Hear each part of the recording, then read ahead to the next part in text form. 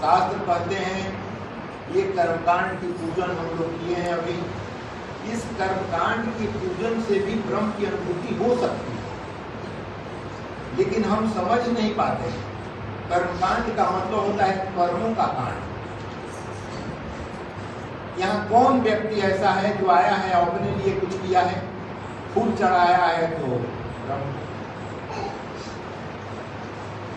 प्रसाद चढ़ाया है तो ब्रह्म। तो इस मंदिर में कर्मकांड में हर एक कार्य दूसरे के लिए किया जाता है।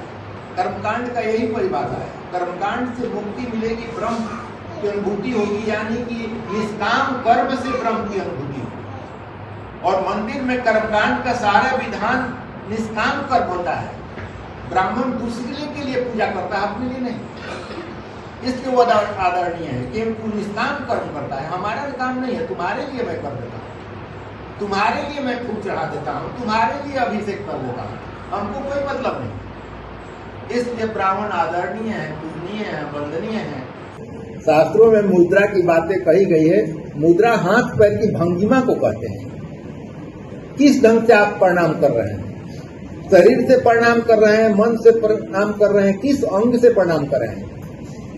आंख से भी प्रणाम किया जाता है, आंख ऐसे झुक जाती है, प्रणाम स्वीकार हो जाता है। मन से भी प्रणाम किया जाता है, हाथ से भी प्रणाम किया जाता है, टांग भी प्रणाम किया जाता है। ये सब मुद्राएं हैं। 84 मुद्रा है ब्रह्म के प्रणाम करने का। अब ब्रह्म प्रणाम से पूजा जाते हैं। लेकिन मुद्रा आ गया है बीच में रुपया पैसा। इसी रुपया पैसा के लिए तो भिन्न भिन्न तरह के कार्य आदमी करता है। दूसरे को तंग करना, दूसरे को ठगना, दूसरे को सारा पैसा इसके लिए।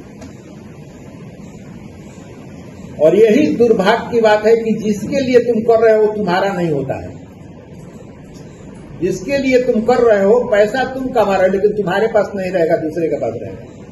तुम्हारा कमाया हुआ पैसा दूसरे के पास रहेगा, ये धोखा देगा। ये धोखा ही देता है। फिर भी हम सतर्क नहीं होते।